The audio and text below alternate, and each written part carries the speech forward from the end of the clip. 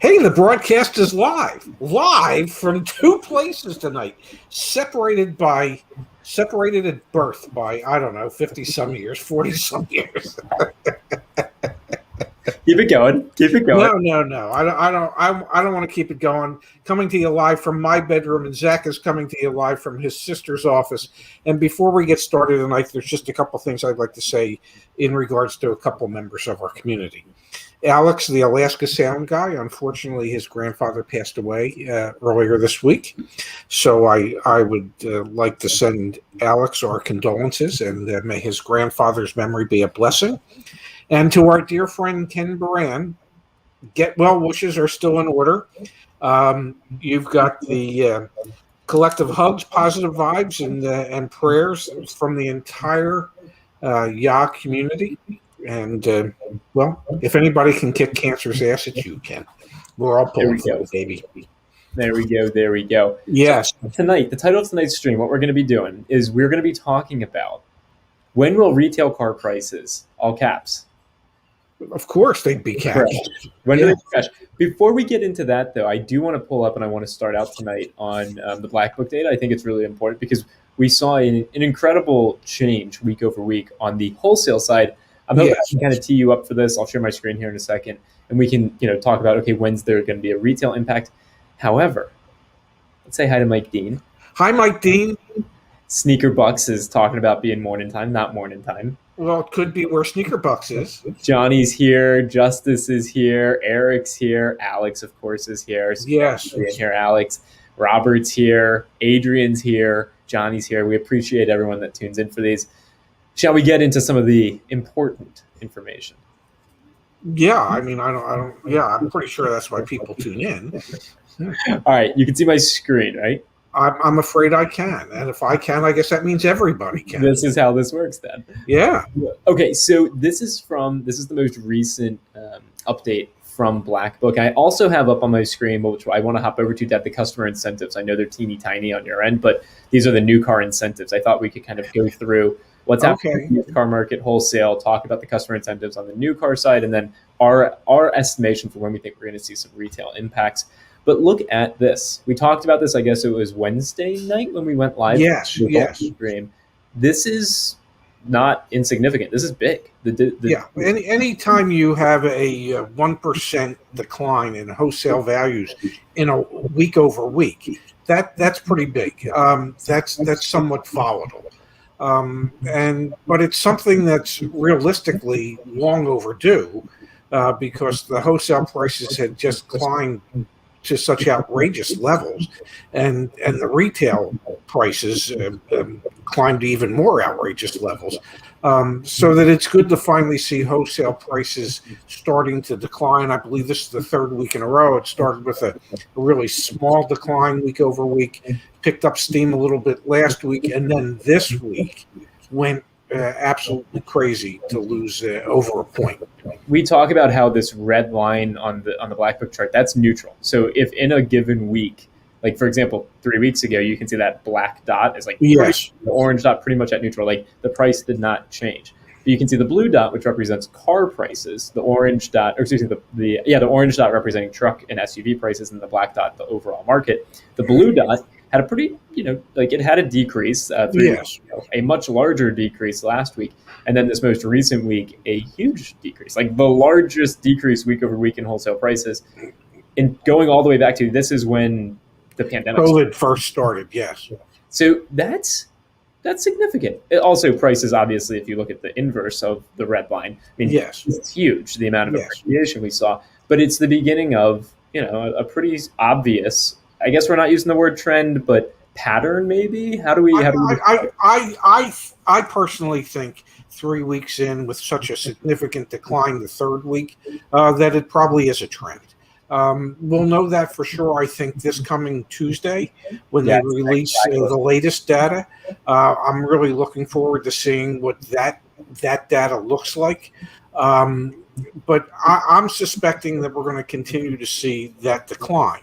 What we haven't really seen, and what we probably won't see for any time in the near future, is an equal decline in retail asking prices. I think those will continue to remain high and remain high for the foreseeable future. So, Pops, this is where we gotta let the data talk. Okay, man. We can't. This can't be conjecture. They have Black Book tracks. Yeah. Retail listing weekly price index. This is the price index where we were at the beginning of the year. So this purple line is 2021. So this says at the beginning of the year, this is where retail prices were. Have they gone up? So when we started at the beginning of the year, retail prices for used vehicles were trending down, just like they have in the prior years. And then obviously retail prices have gone up almost a quarter. That's what this represents, 1.25. However, Dad, do you see what I see? I can't zoom in anymore, but do you see what I see? I see the tiniest of declines in retail listing prices. Boom, boom. And honestly, I don't know if you've ever, used this line, but the closer you get, the bigger that decline appears. So, well, then, damn it, you need to get a greater zoom, so we can get even closer, so it can appear to be even more than it really is. Exactly. Yes. Exactly. Yes. Slope. We're talking about the slope. But we have seen the plateau potentially of retail prices. So wholesale side, we've seen now 3 weeks. It'll likely be a fourth week come Tuesday when we get the new data of wholesale used car prices. Yes. And we're seeing week over week a plateau potentially of retail prices. In this third week, we'll be very interested to see, does it plateau or does it go down? My suspicion is it'll just plateau. That's just my supposition, and I know for you that's conjecture. And as a dear friend of mine once said, why speculate about that which can be known? So we will know more on Tuesday, and we'll see whether my conjecture is right or your wanting to rely strictly on data is the way to fly. For sure. Yeah, we definitely shall see. So let's go to the screen again. Let's look at the new car incentives, and then let's talk about what we expect to have happen, and also go through the chat. Tonight, we're primarily just going to go through chat. We also have a special guest that I didn't tell my dad is joining us probably in about 25-ish minutes. So I'm always full of surprises for you. Okay, well, I like surprises. Can I say something before we get started on this? I happened to look at this listing the other day since, well, I'm the one that actually subscribes to Automotive News. The customer incentives you're talking about? Yes. And what shocked me more than anything was the fact that there is so little in the way of monetary incentives from the manufacturers at this particular point in time. If you were to compare this chart to a year ago, you will see that last year there was just a ton of cash being thrown at potential buyers to buy new vehicles. And this year, because of the dreaded chip shortage that we talk about, the microchip shortage that some people insist really doesn't exist, I'm not sure what world they're living in, but it does exist, and it exists for all electronic goods, consumer goods, not just automobiles. That because of that chip shortage and the inventory shortage, that the manufacturers don't have to put a lot of cash on the hood of cars or in the trunk of cars to get the public to buy them at the moment. So when you show the incentive list, the incentives are mostly finance incentives and not monetary incentives. So what I've done, thank you for pulling that up. And everyone, we are going to go right in the chat after this. We promise. Pull them up on the screen. We'll do kind of rapid fire tonight. Help as many people as we can. Also, the YAA community forum. We'll take a peek at questions there as well. But Pops, thank you for bringing that up. So what I've done here is in these three tabs, we have the 2021 customer incentives, 2020 customer incentives, and 2019 customer incentives, all from this same week. Very cool. Last year, the year before. So let's take a quick look. So this is this year. Can you see this on your end, Dad? Yeah, I can see it. I can even not only can I see it, I can actually read it, and I'm pretty sure I might even be able to read it. Well, not without my glasses, but I could make it out without my glasses. I love when you just go on. Like, I love that. I genuinely, that is okay. Sorry. No, I bet that's great. I'll think of a positive point. Okay, so BMW, nothing doing. Although on the 3 Series, 5 Well, Series. in the 22 model year, there's nothing Yeah. doing other than some finance incentives. And on the 21 model year, there, where there would normally be thousands, and I mean Look at this. thousands of dollars. I'm going to put you on the spot. I'm going to go to 2019. So let's do 2 years ago. Okay. What do you think the incentives would be on because this is the prior model? Oh, I would think so if we're in if you're going to go back to 2019, so that would be showing the 2020s and the 2019s, and I would guarantee on the 2019s that the cash is probably up to $7,500 or $8,000 on some of the models. Okay, let's see. It's a bigger section, that's for sure. So 2019, what did you just say? I set up to about $8,000. $6,750. Oh my God! Now, and I hadn't looked at this. So let's see last year. Wow, 7,500. But that's on the i3. That doesn't count. Yeah, the i3 hardly counts. The clown car. Interesting. Yeah, and then this year, go to this year again. Holy cannolis! The size difference. Yeah. yeah, buddy. Wait, what'd you just say? Yeah, buddy. Yeah, buddy. Here you have it. I managed to figure out how to queue up. Yeah, buddy. Thank you for that. Yeah. For when we're live. Although I don't know how quick I'll always be able to get my trigger to it, but we'll see. Okay, let's pull that back up. So that's BMW. So that kind of paints the picture of what's going on. Let's look at Ford. It's like there's nothing there. And then, okay, so on 2021s, there's nothing. Wow, this has gotten worse. Yeah. There's legitimately nothing. Yeah. There is not a single cash incentive right now for a Ford. Let's look at 2019. That's FCA. Oh my God. We can't curse. One of our videos got limited. Holy cows! I mean, I said holy cow. I didn't curse. Look at this. Yeah, it's just so the incentives, or I guess what Automotive News can do in the future is they can reserve this page and they can title it "Lack of Incentives" page. Lack of manufacturers doing anything on behalf of the customers, because realistically there ain't much there. I'm looking at Honda. Where's Honda on this one? Might be up here. Honda. No, it doesn't look like Honda had any incentives in 2019. That's strange. Let's look at another manufacturer. Stellantis, Nissan.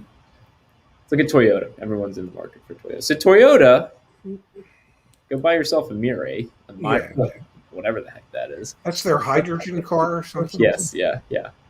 Okay, so Toyota still has some incentives in the market. Some, but they're nothing in comparison to what they had been in years past. Yeah, I'm looking now here. You've got up to $4,000, $3,500, $20,000. Yeah. Wow. Pretty. I mean, this paints the picture. So let's take a step back. So the title of tonight's stream, Dad, is "When Are Retail Prices Going to Crash?" And I think what we're painting the picture of is on the used car side, dealers are now having to pay, less to buy vehicles, which likely means to buy wholesale used vehicles. Yes. Okay. Which likely means they're probably going to try and retain the same retail prices. And ultimately, what's going to happen on that front is your trade-in's actually just going to be worth less tomorrow than it was today. Yes, that's then on the new car side, what we're seeing, essentially the incentives from the manufacturers are a proxy to how much inventory they have in this market. Yeah, and since they have limited. And since they have no incentives, it corroborates the idea that they have no inventory. Yes.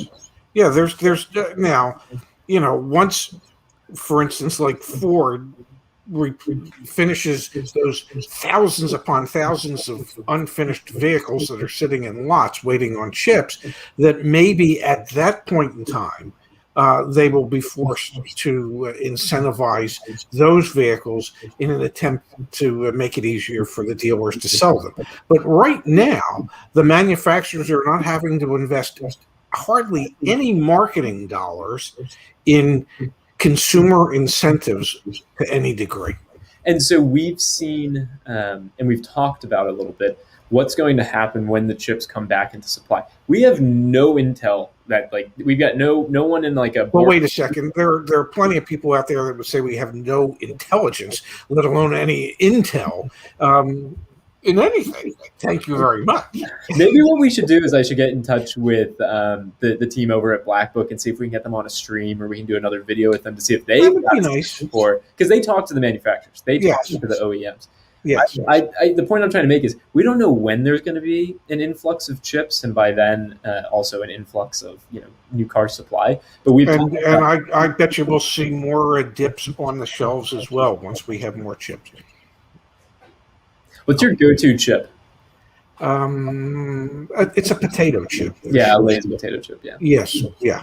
I tend to be more of a potato chip guy than a other kind of chip guy. I'm not a Doritos guy per se, but I am. Lay's thick cut sea salt potato chips are, like, in my world, the best. 1 second, Pops. Okay. What other types of? I guess there's potato. There's, like, corn chips and tortilla chips. And, yeah. Are there other options? I'll just put what? What was that? What's up? What? What's up? Can you hear me now? Can we help some of our viewers? Yes, and the poll that I just put on the YouTube live stream probably isn't going to help anyone, but we will know in about 15 minutes what the preferred chip is of the YAA community. The point being, though, the final point I want to make is, yes, until our expectation, we should probably make a video on this so that it's just titled and everyone can see it. Our expectation is that wholesale used car prices are going to continue to decline. That impact on the consumer will be your trade-in is worth less, your car offers are going to go down, etc. It is not going to impact the retail prices that you see. Not anytime soon. Exactly. However, the idea or the concept of carrying costs, which has been foreign over the past few months because, well, inventory turns in 2 days instead of 20 days or 30 days or 80 days, could be 2-3 months from now, the carrying costs associated with that inventory is such that the retail prices are going to lag behind the wholesale prices. And until new car inventory comes back, nothing's really going to change. If you take into consideration that your larger dealerships might have an $8 to $10 million, $12 million floor plan limit, which means that they can be floor planning $10 to $12 million worth of cars at any one time, and they're paying interest on that $10 to $12 million on a monthly basis. If suddenly they have that floor plan limit of $10 to $12 million, but they're flooring, I don't know, $1 million in cars, their carrying costs have been cut in, like, they're a tenth of what they used to be. And that's just extra money for dealerships. That is newfound profit from the manufacturers when they're just basically pocketing the floor plan assistance that the manufacturers give them for these vehicles. So let's hop into the chat, Pop. So Parm23 here says Coons in the DMV, which we're familiar with. I'm here in Maryland. Yes. Dad's in New Jersey, but we've spent time here in Maryland. Coons in the DMV is loaded up with customers today and people seemingly paying full retail prices. We just did the video with Miss Kimberly Klein talking about F&I gross profit per vehicle, PVR per vehicle retailed. Yes. In the DMV. Incredible. Truly incredible how much F&I aftermarket products are able to sell. And I think we did a video on it talking about, or actually that poor gentleman, I don't want to say poor, but like they were in the 100 million club for total F&I revenue. And I believe that was based on only having 18 dealerships. And they were like at $171 million in total F&I income for those 18 dealerships, when many of the large groups are in the $500 million range, but they're doing it with 200 dealerships. And maybe what they're producing per vehicle in a limited number of dealerships is just staggering. And maybe you can speak to like what you can do as a car buyer. You don't have to buy those things in that office, and you can sure as hell negotiate them. Because I'm going to pull it up on the screen, Pops. If you're not negotiating the prices of the F&I products that are offered to you, you're making a huge mistake as a customer. Yeah, Jim Coons, it's right here. They had $2,571 of revenue from F&I for each new and used vehicle they sold. And then, yeah, right here, they have 18 dealerships. Yes. $171 million.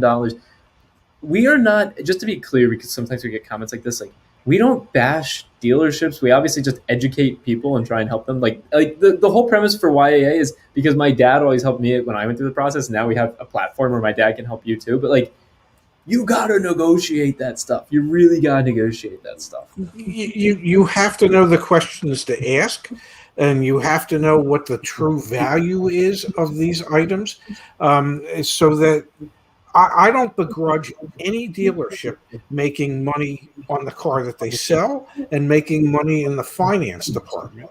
What I do begrudge is customers that don't know the right questions to ask, and that's why we do what we do, so that we can help to educate the public so that they know what to look out for. I'm not saying any of these products are bad. I'm just suggesting please don't overpay for them. If you see the value in them and you think there's some value in them, negotiate the prices of them, because every one of these items is highly negotiable in the F&I office. The markup percentage is astronomical. So a couple things, Pops. One is Matt Johnson. Thank you for the very kind donation. Very, very much so appreciated. I am going to consider tonight's donations, Pops, as yes, we put them back into the business. But they're birthday donations. I'm thinking of them as like little birthday donations. They are. They're birthday donations, so that when you get back in town, you can take me out for a nice dinner, damn it. Because I'm taking you out for a nice dinner next Saturday. I'm really excited for that. Yes. Matt Johnson says, the CEO of Intel seems to think the chip shortage is going into 2023. Yeah, which is why I want to talk to the folks at Black Book and see what information they have that we might be able to tap into. And Pops, you were talking about knowing what to negotiate and having some support. We have back on the YA community. This is the Review My Deal channel. Yes. Look how active this is. Yes. And we have lots of folks that post and lots of folks that comment and this lots is like of the folks. Most recent. This is the most recent one from today from Sam. He's looking for help. He's like, this is what you do. Post all your information. Justice has been doing an incredible job. Kimberly helps with the finance and insurance channel as well. Mike Dean's in here helping. Like, space. We owe space an incredible amount of things. But like, well, if we ever get to Southern California, we'll pay up. But until then, we'll just thank him for all his hard work and efforts that he has put into this community. And that's, I guess, one of the things I'm trying to mention is we're going to do our best tonight to go through as many comments as possible and as many of the chat, messages that come through and help as many people as possible. But we created the YA community because these live streams last an hour and a half, 2 hours. And so we need to have the flexibility to be able to come back and like comment on them later. So anyway, check out the and if I may, some comments that I've seen is people would appreciate it if we could timestamp some of the questions so that they don't have to sit through the entire length and breadth. James, get that done, James. James is on the YA team. He helps us with the video editing and God bless him. All that fun stuff. Chris says, Pops, I want Ray or Zach in my ear on Bluetooth when I finally go to buy a car. Chris, we're getting pretty damn close in the sense that we actually launched last week, or maybe it was 2 weeks ago now. 2 weeks ago. You have live chat. 9 a.m. to 9 p.m. Eastern time, Monday through Friday. If people want it on the weekends, tell us, and we will add live chat. My suspicion is people are going to want it on the weekends because that's the busiest time for dealerships. That's when people are out shopping and buying cars, and that's when they're going to need our advice the most. Hey, our suspicion too, but the first week, no one used it on the weekends. Then there you have it. Okay. Space is in the house. Thanks for being here, Space, and genuinely, thank you for. I can't thank Space enough because Space really knows what's going on and how to communicate it so much better than I do at times. Gwyn says timestamps are very useful. They help you zero in on your favorite part of a live stream. I think we absolutely need to do that. We've got a comment saying I need a mic upgrade. I don't disagree. This is the first remote live stream we've ever done. I don't have like all the equipment. It'll get better over time. My dad is actually using his Blue Yeti, the snowball. Do you want to lift it up? Do you want to show us? There it is. I hope I don't drop it. Ronnie, who works in the industry as a service advisor or in service, with today's data and what I'm seeing, he thinks it's at least we're a year out. Which, I don't think that's wrong. Pops, I think we should end the poll. I didn't know there was. I can't see the live chat comments. Yes, you can. No, I can't. You can't. I don't see them. You see them. I don't see any of them. Can you see that? Yeah, I can see that, but you know how you. What's the answer to that question? Zach, are you making your dad to answer all the chat questions 9 to 5 every day? That would be a no. No, I don't. I don't do the live chat, but I do a lot in the community, and I do on the community forums, and I do a lot on the comments on the YouTube channel. Yeah, no, you do an incredible job. What is the better chip? For a retired guy, for God's sake. Potato got 60%, tortilla got 21%, 10% to others, 7% to corn, 120 votes. I think that is technically, statistically significant. We forgot chocolate chips. That probably would have. Oh, that's more of a cookie thing. Pork barrel investing went to Subaru today. Nothing new in stock. At this point, everyone that's in the stream, if you have questions, if you've got car deals you're working on, if you've got VINs you want us to run through Black Book, whatever we can do to help for the next hour, put it in the chat. We're going to do as many, interact and help with as many people as we can. I've heard a rumor you're going to go hang out with some of your friends tonight to continue birthday week celebrations. Is that true? Because your birthday was Thursday and your good buddy Logan's birthday is today. And you probably pick up a straggler or two at whatever bars you end up in. Yes, I'm excited. Carranza's Adventures. When is the best time to do a factory order thinking of F-150 Lightning or Tacoma? Pops, can you take this time, and we'll come back and we'll timestamp this. We've talked a lot about how we anticipate some of the incentives should get better later this year. Can you kind of pitch to us the timing to make an order? Typically, the best time for consumer incentives, along with dealer incentives that help to lower the cost to the consumer, is the last month of the year. December is typically the best time, and the best week to take advantage of incentives is the week from Christmas to New Year's. So what you need to find out in a typical year, how long it normally takes that particular manufacturer's vehicles to get built, so that, for instance, I know with Mini, it was normally a 6 to 8 week process. It could be as short as 6 weeks. It could be as long as 8 weeks. So if I wanted to get my Mini at the end of December, like I did on my current lease, I ordered it the beginning of November, and lo and behold, it arrived at the dealership right after Christmas, and I went and picked it up. So the best thing to do is to coordinate with the dealer to place an order so that it will come in sometime in December, so you can take advantage of the largest consumer and dealer incentives that will be offered during that year. I really wish I had, removed myself like that while you absolutely crushed that. And you know what's really cool, actually, thank you for answering that. That was You're welcome. What's really cool about the software that we use to run these is I can actually remove myself and we can add special guests in. Yes. What that looks like. Sure.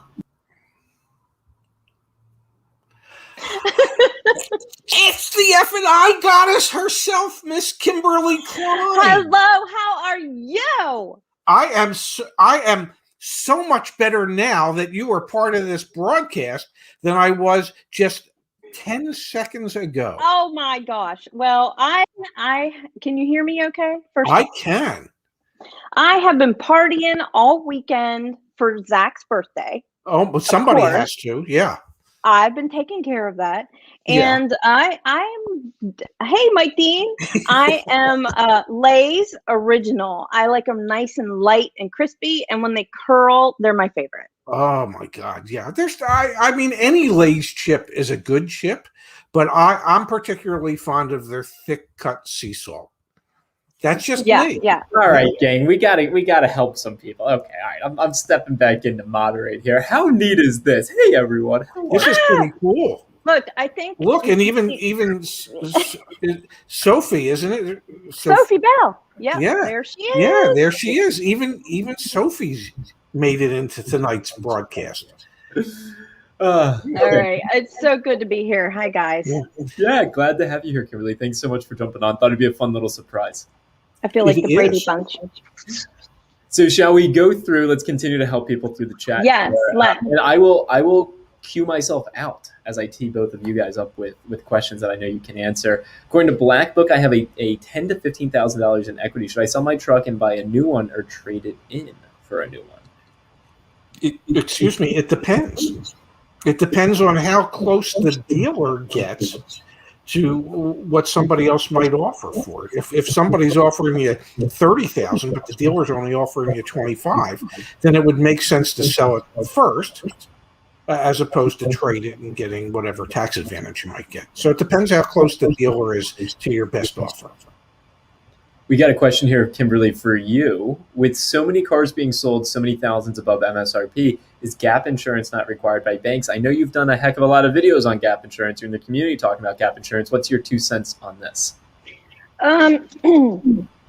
Is gap insurance not required by banks? No, it's not. That is an option for you to get, because ultimately, I'm sorry, I'm echoing. Ultimately, you're responsible for paying that loan, no one else. So whether that loan, if the vehicle gets totaled, and your insurance company doesn't cover the entire amount, you still have to pay it. You won't have a vehicle, and you're still paying on a loan. So banks do not require it. No, that's up to you. We got a follow-up question for you, Kimberly. Why did you leave your position in F&I? I don't even know if I've ever asked you this.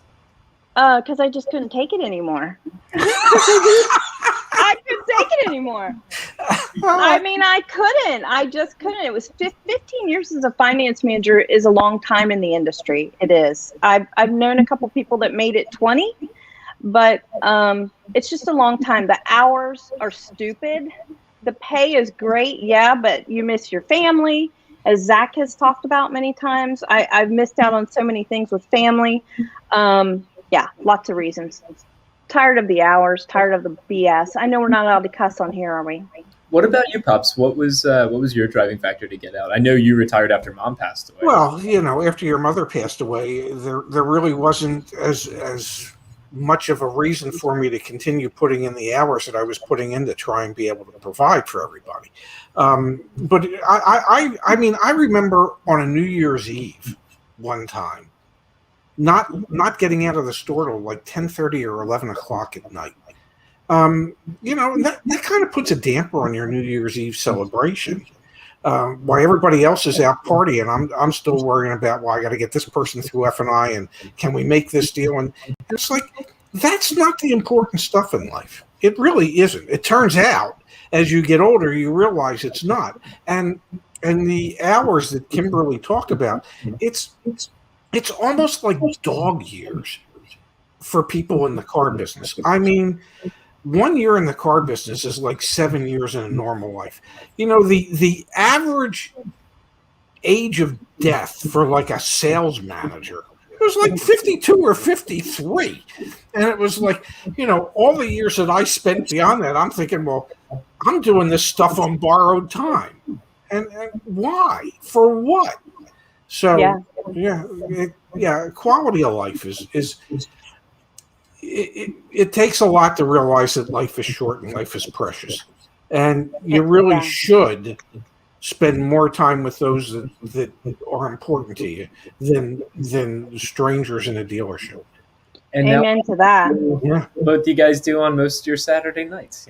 We're as Mike Dean says, we're the dream team. So Well, hey, thanks, Mike yeah. Dean. Well, maybe we can get Charles Barkley on here and we can win a gold medal.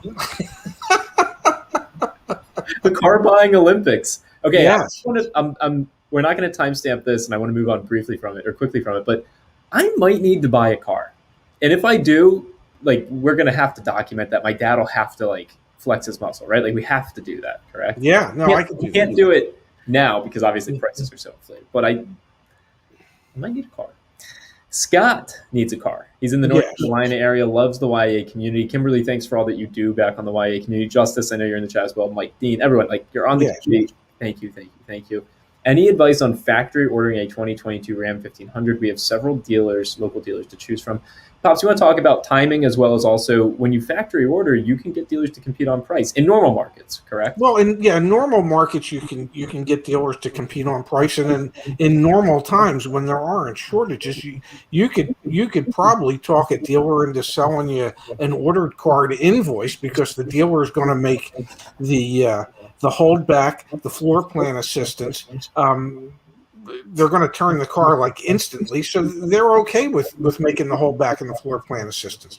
Layla's in the house, my grand dog. My gosh, is that your grand dog? Yes, I'm afraid. Layla. Yeah. Layla, you're precious. Yeah. Oh. Yeah, and she's being really good and paying attention. Yeah. She sure is. Yeah. So in normal times you can get typically a huge discount on an ordered car. Most people make the mistake of not thinking about that when they go to order a car, and they just assume that they can work the deal once the vehicle gets in. What you need to do is you need to agree to a price or an amount at invoice or slightly above invoice, less any consumer incentives that might be available at the time you take delivery. And so that's how you should approach it. Trying to time it to be December, but if you have multiple local dealerships, you can get multiple quotes for what that price will be. Yes. Who wants to be the winner and actually get that car sale? Exactly. Yeah. This is from Patricia. I'm looking to buy a Kia Telluride. What's the best way to get one, and when is a good time? Oh, Patricia.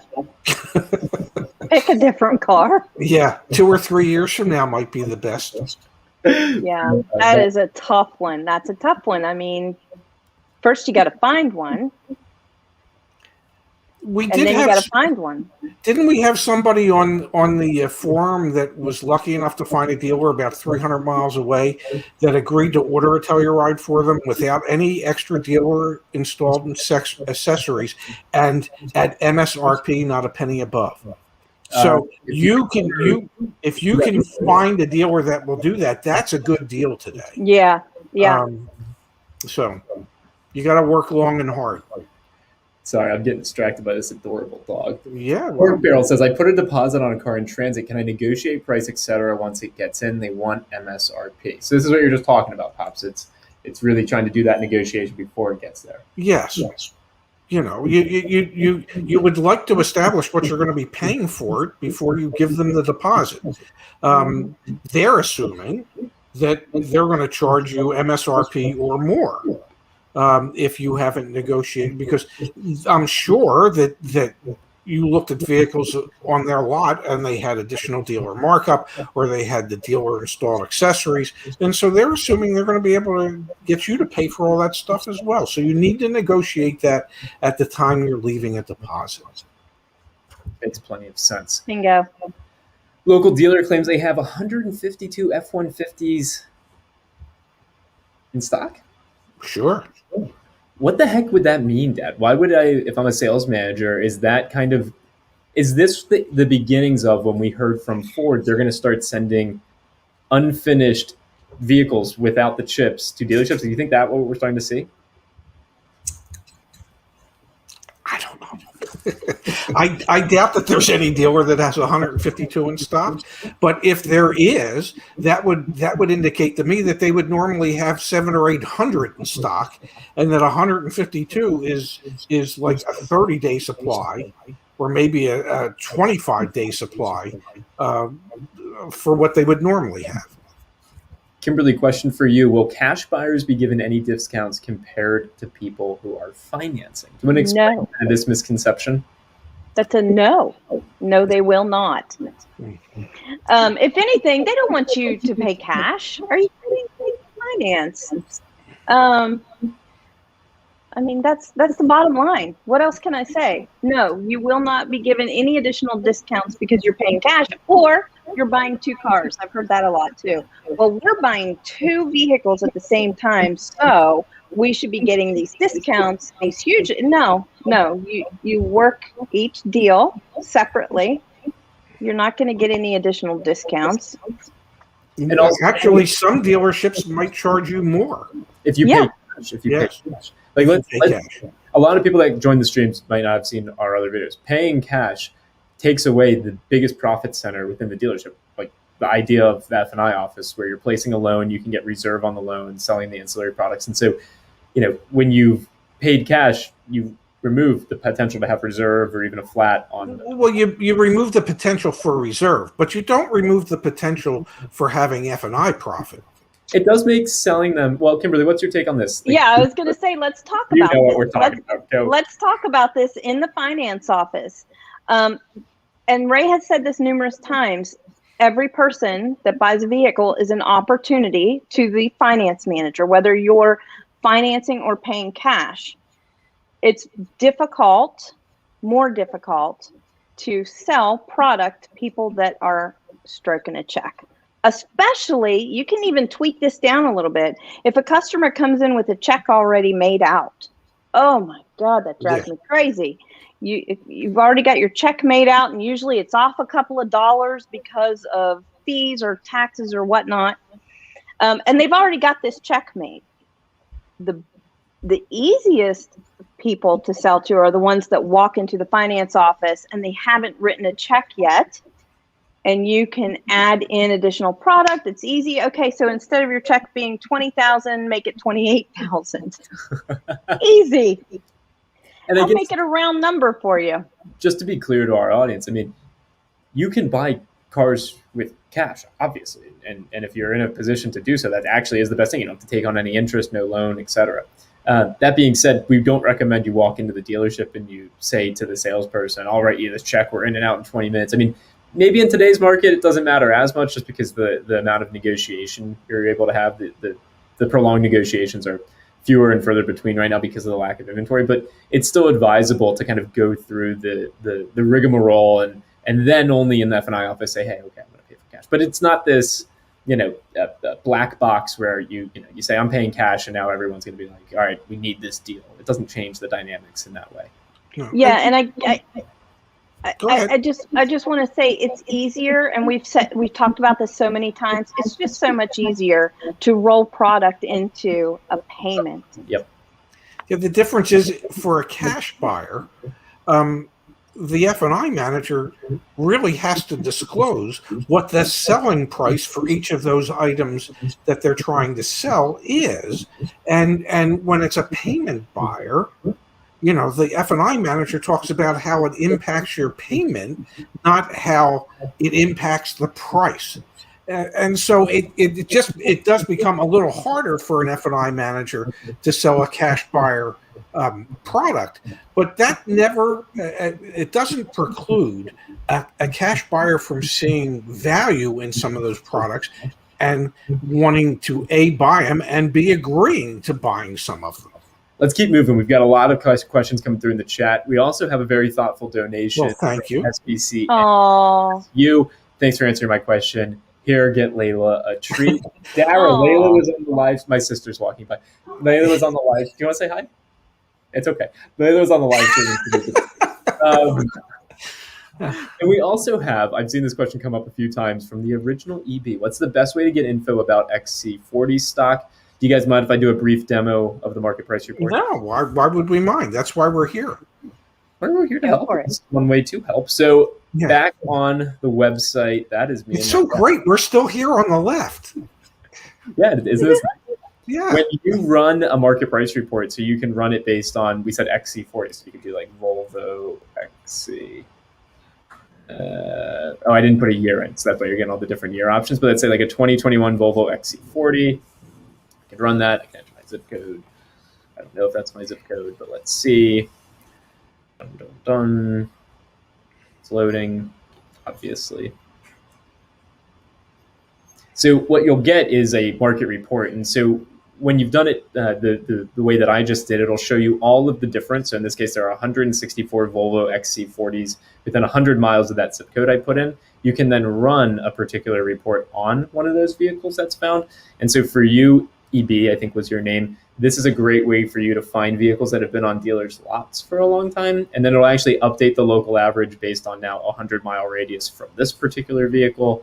You've got your fun map that you can interact with as well to find others in the area, the ones that have lower negotiability scores, better negotiability scores. So this is a great way to find inventory in your area, and it's back at joinyaa.com. I'll put the link back in the stream. Oh, this is another view that we can do. Look at that!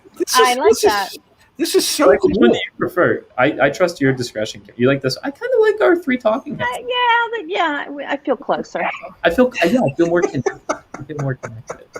There you go. We had another thoughtful donation come in. Let me pull this up on the screen. Guys, this is from Andrea. Andrea, thank you so much. Thank you. What's the best SUV starter? Oh, I'm interested. Starter car. I've never heard of a term like that. Starter car.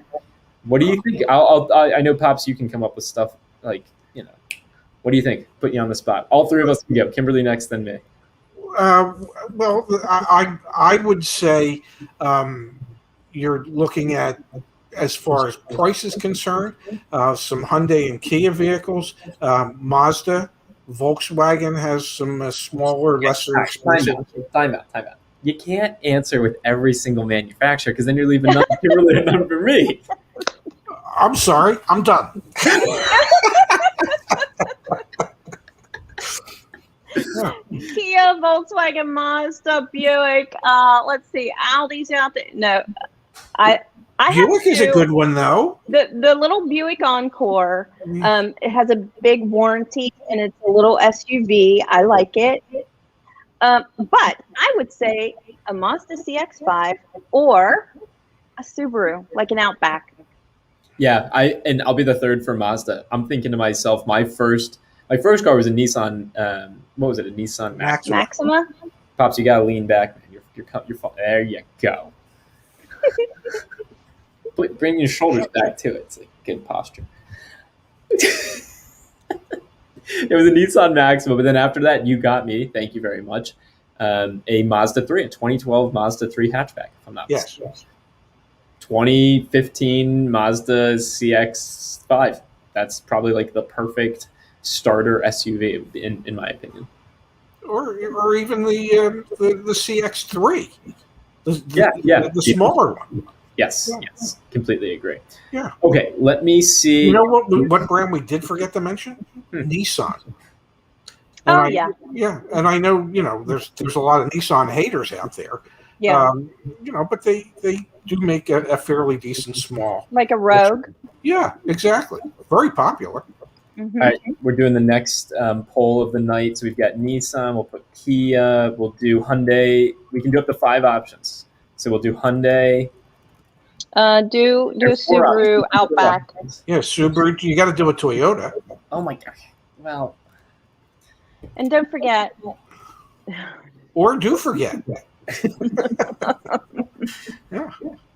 Well, I'm asking it with those 4. You can only do 4. We have limited poll capacity. We'll do more polls in the future. I like the idea of being able to do more polls actually with the community. That's fun.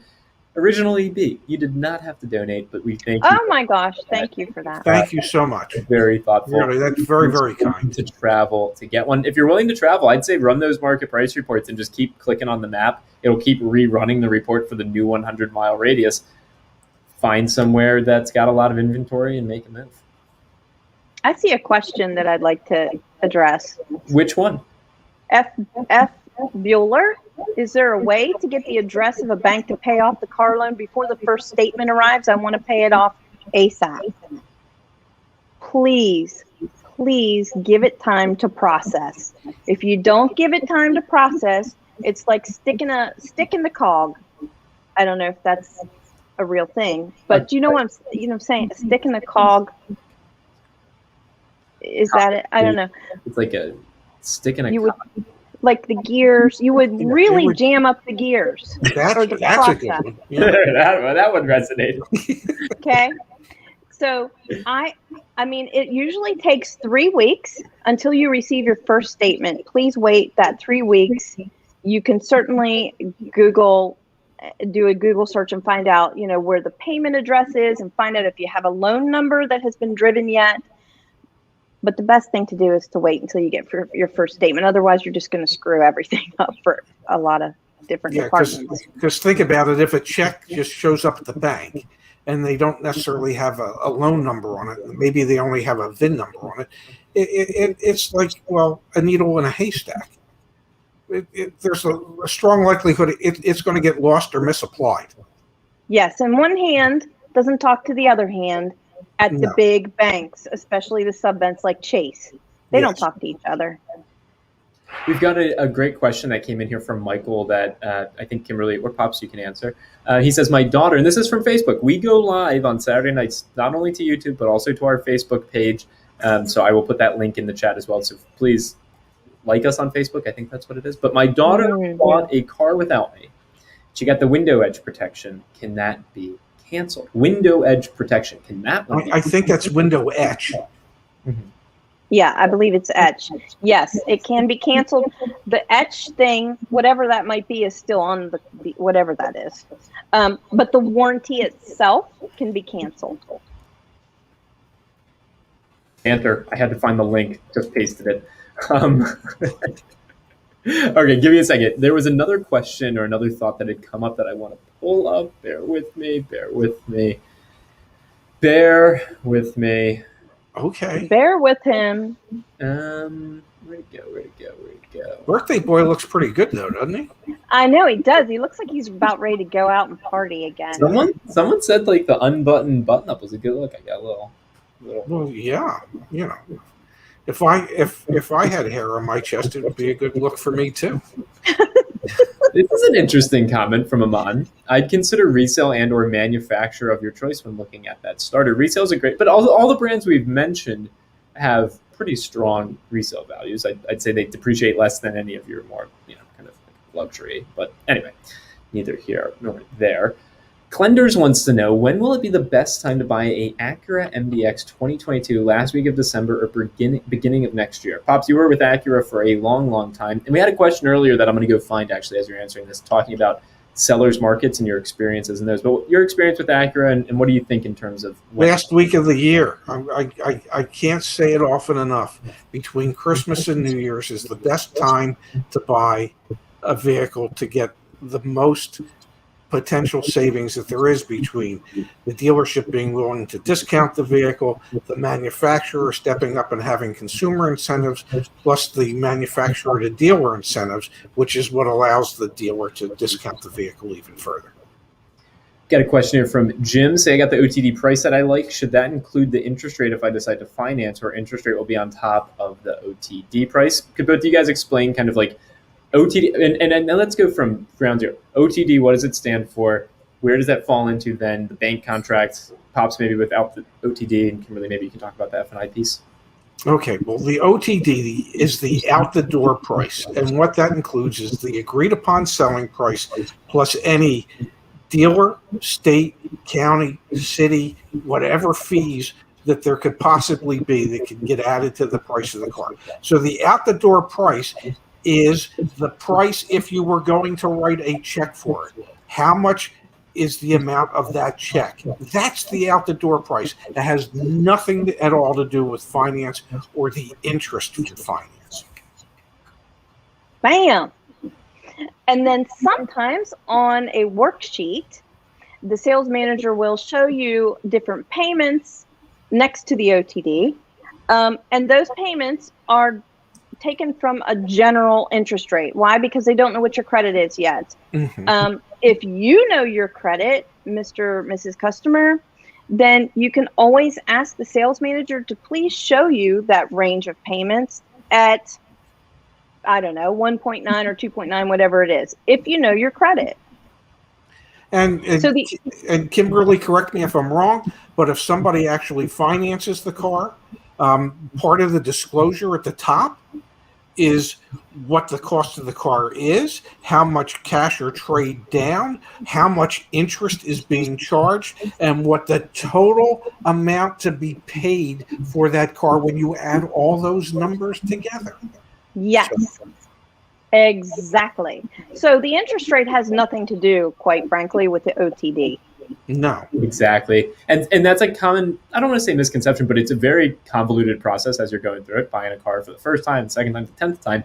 And so that's why we always preach, focus on the out the door price. I put in the chat the OTD page that we have, and also back. I think this is actually probably a very appropriate time to share again. When you run, so let's continue to use from EB's example.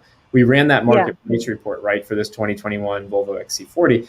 Well, now I want to know what's my OTD going to be, right? And so what we've done is we've put into the selling price our suggested offer for that vehicle. So the dealer's advertised price is this, the MSRP is that, our suggested offer is down here. The OTD price, here's what our selling price is. Okay, where I'm located, this is the sales tax, here's what the title fee is, here's what the registration fee is, here's what the doc fee is in that state. Great, here's my OTD. This then gets translated to what you were talking about, Dad, which is a bank contract, which is that, ultimately going to have your TILA, your truth in lending on it. And we actually have, let me see if I can find it really quick.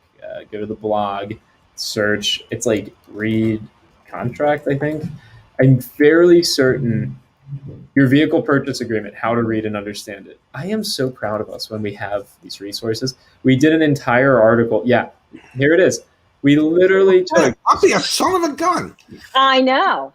We literally took screenshots. Everyone who's financing a car, this was in Iowa, for example, but like everyone who's financing a car, you're going to get a retail installment contract. If you're confused or you want to know what the heck it actually is, we literally there it is. Warranty disclaimer. Every single piece is broken down for you. Kimberly Pops, I got a quick question for you. What does it cost to access what I just showed? What's the is it $1 million? Starts with an F. $1,400. Is it which is 6 easy payments of what? Yeah. I should have done 7 because then it's 200. Is it free? It's free. Oh, No, stop it. Kimberly, what we were looking for before Hogtown's here. He says, and the gears. That's what we were cogging the system. Yeah, stick in your Thank cog. you, Hogtown. Thank you. Yeah. We had an incredibly thoughtful donation come in from Mike Dean. Mike, you have no reason to donate to us. We have to donate to you. I sent Mike a little present as a thank you for in the community. So he gets it next week. I'm excited for that.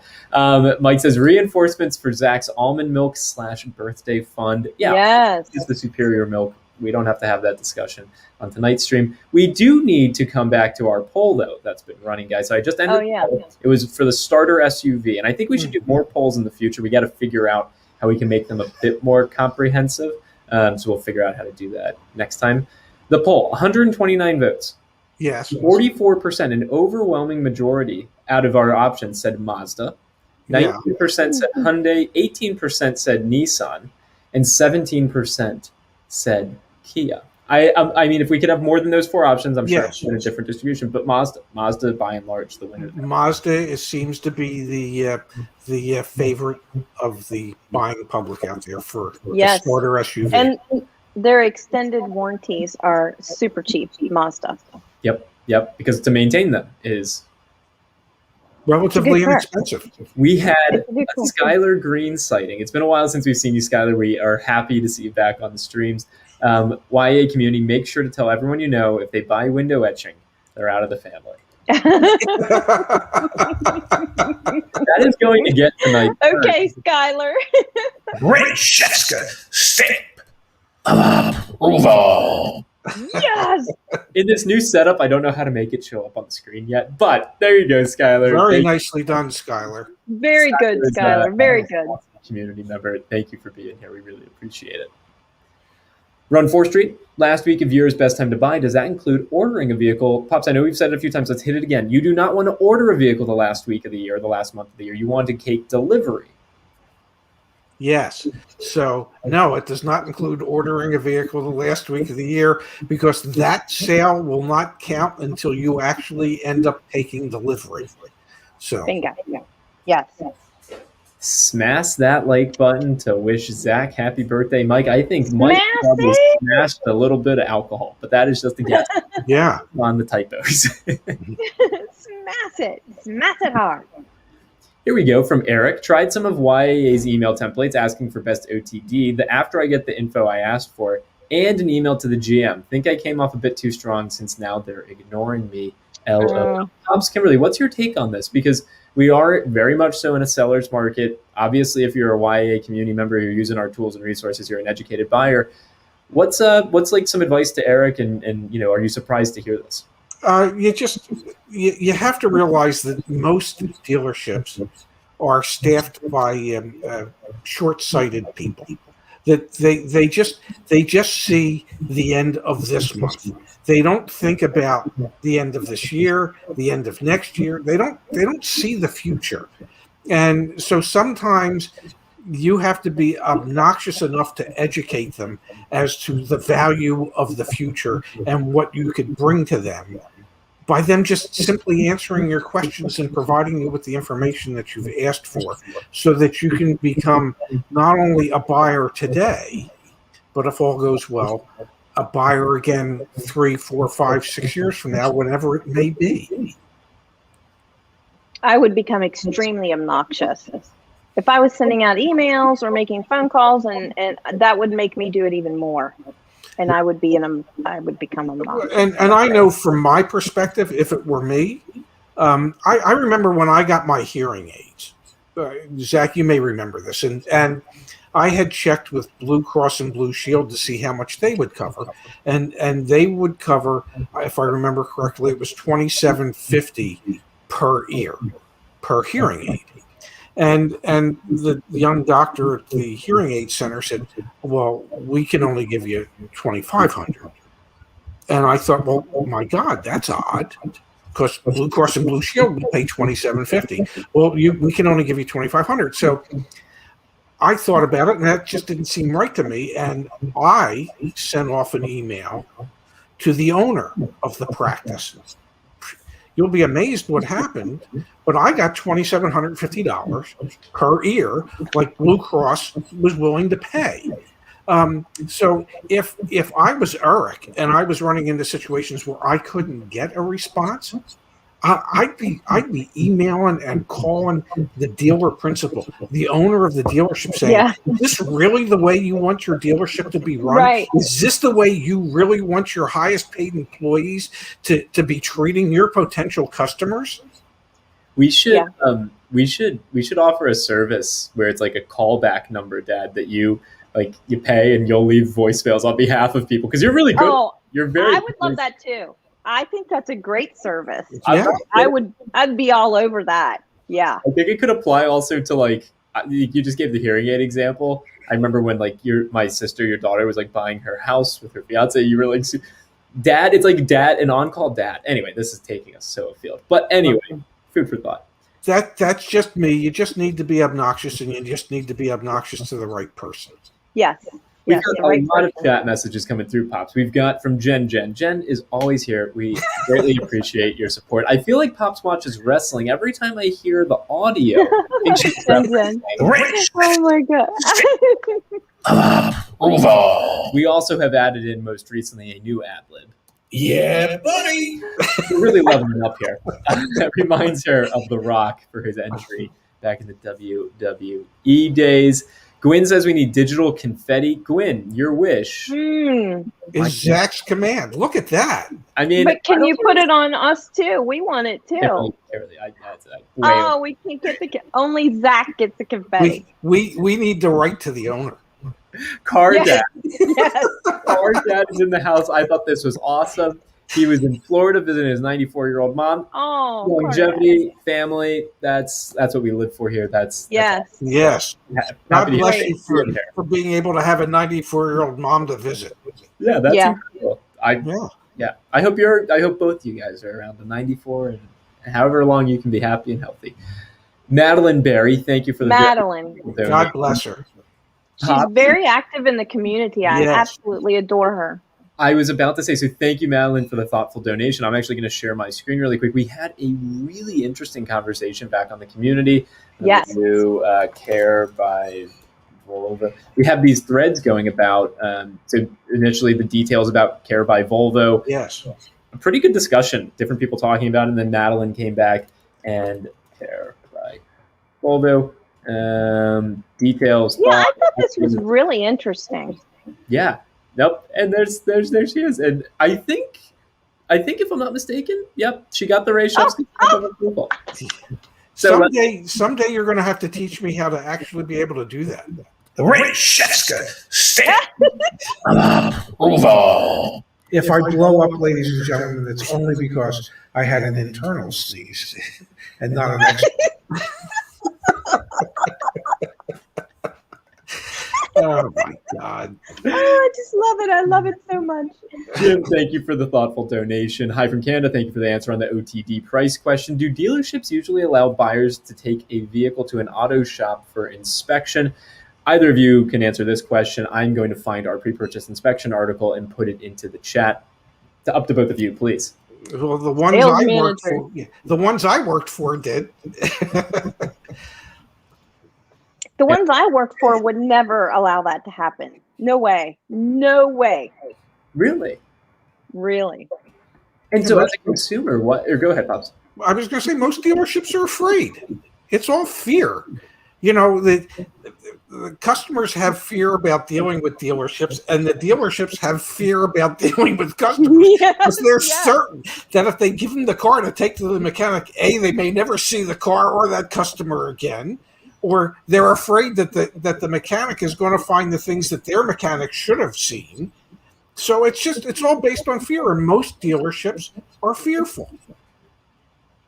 We had a very thoughtful donation coming from Jose as well. Thank you, sir, for the comment. Thank you, Jose. We really appreciate it. We've got a question that came in from the Facebook side. So let's see here. From Derek. My 4-year lease is due in January. Do I buy an out or lease a new car? I saw your lease not finance video the other day. The condition of the car is like new because of COVID. Thanks. What are your thoughts, Pops?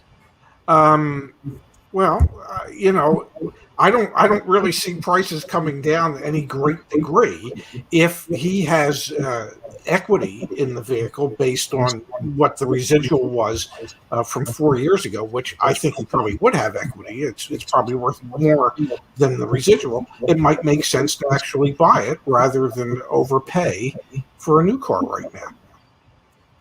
Kimberly, you agree? Yep, totally.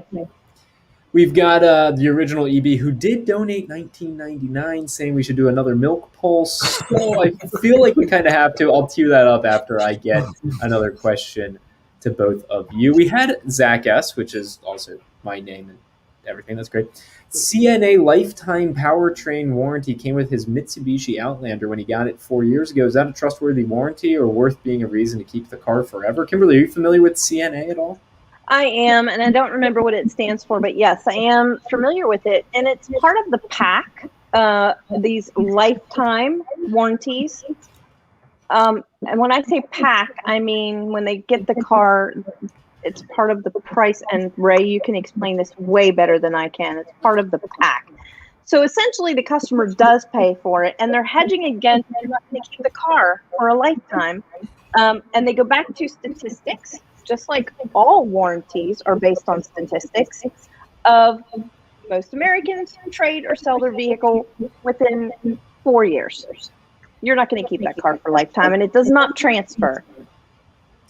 And the other thing about it is that those type of warranties, if you are not maintaining the vehicle to the specifications that they have called for in the warranty itself, well, then you're going to void the lifetime portion of it. They're going to say to you, well, you didn't have your oil changes every 5,000 miles like we said you needed to do, or you didn't have your transmission fluid flushed at 60,000 miles like we say it should be done.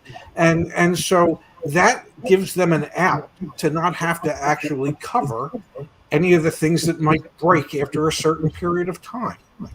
And so this Yes. was a major driver in our decision, as I'm sure everyone knows by now, but I'll do the quick promo. We work with AUL Corporation. Let me find it. So we're going back to EB, right? We ran the market price report. We have our OTD price. We can also get a quote here for what a VSC would cost. And you can self-quote. You can say, okay, I want one for 5 years and 60,000 miles, or I want one for 120 months and 100,000 miles. Great. It's all right here in front of you. The reason that we decided to work with AUL, which, just to be clear, you can actually, read the contract. There's nothing hidden. There's no smoke and mirrors. We have a flat markup on the price of this as well, so that you're not getting taken advantage of. And this is also the weekly promotion to say schedule calls with Kimberly. So if you want to chat with Kimberly, you want to ask questions about VSCs, this is your way to do it right here. Run a quote, schedule a call to meet with her, or you can actually buy it right here as well. The reason I bring this up, though, is because when you're working with a particular VSC company, extended warranty company, they have different reputations. When we were going through the process of figuring out who we were going to work with, we talked to not only, of course, the companies who are trying to sell us on why we should sell CNA versus Endurance versus AUL, but we're also talking to service advisors, service writers, and asking them, hey, what's the claims process like when someone comes in with, I don't know, an Endurance extended warranty versus a CNA extended warranty versus an AUL extended warranty? And we did that due diligence, and you know what? AUL is a damn good company to stand behind. So anyway, is a CNA one worth, the reason you should hold on to a car forever? No, because you can also cancel it. You can figure things out, but do your research if you are going to buy one. And we're not advocating that you should or shouldn't buy one. We're just another option out there for you. Yeah, and beware of lifetime warranties. Just beware of those. Yep, 100%. Here we go. I'm pretty sure none of us came with a lifetime warranty, for goodness sake. Are you sure about that? I mean, as long as we've got a couple interesting comments in here. A Subaru dealer trying to sell wasn't allowing PPIs, bad head gaskets. Justice at his dealership, they weren't allowed to take vehicles off the lot. Then we've got Gwyn coming in and saying Lemon Squad. Lemon Squad will go to the dealership on your behalf. Oh, that's another thing I should mention. If you end up buying a VSC from us, an extended warranty, we will pay for your pre-purchase inspection. So if you get a pre-purchase inspection done on a used vehicle, we will pay for that. Like we will pay literally for it if you then buy the VSC from us. It's our way of encouraging you to get pre-purchase inspections. All right. We've got a couple questions here. Wow, the chat is very active. I know you guys can't see it, but I can. Pops, I'll figure I can. out. Oh, you can. Okay. I can see it. Yeah. How come Ray can't see it? We've got a milk pole running. There's right? a milk thing going. Yeah. There's a milk thing going on that you're not aware of. What vote would you have on the milk? I'm just curious. For what? What type of milk do you? Yeah. What type of milk would I drink? Yeah, like Craig voted for almond milk. What milk? Oh, okay. Well, if I were to drink milk, being lactose intolerant, I would drink lactate milk. I didn't put that as And yeah. that's for me too. No milk, never drank it, can't stand it. Ugh. I apologize for marginalizing our lactose intolerant community members. Although Thank you for acknowledging us. do you need gap insurance on a lease? Yes. Sure do. And having said that, most lease companies include it. Now, Toyota Financial does not, but most lease companies include gap insurance as part of their lease acquisition fee. And why is that? Because they want to make sure that they get paid if that happens. Yeah. Dara appears to be. You okay, Dara? Is she drinking milk? I don't think so. She's coughing up. She's good. She's good. They're having dinner. Okay. As long as she's good. Tell her no more lentils, by the way. Dad says no more lentils. She's submitted. I ended the milk poll. So let's do the results there. And then I also, we have this funny comment. How do you people get vitamin D? We're about to Go outside. It's a pill. We've got 94 votes. Our least popular poll of the evening. I'm not too surprised by that. I think of history. Yeah. Yeah. 59% say cow's milk. 22% are coming on Team Almond. 13% for other. 4% for oat. I'm glad to see that almond was well represented. Pops, Kimberly, I've got birthday plans that commence very soon. So I appreciate both of you guys coming on, doing the stream remotely. I'm really proud of us that we figured out how to do the remote stream. I will give each of you a closing remarks moment. Pops, I'll cue you up first. You ready? Well, I want to wish you and Logan and Lee Gottlieb's mother, whose birthday was on Thursday, just like yours. I want to wish her a happy 97th birthday. I feel like Willard Scott here for a second.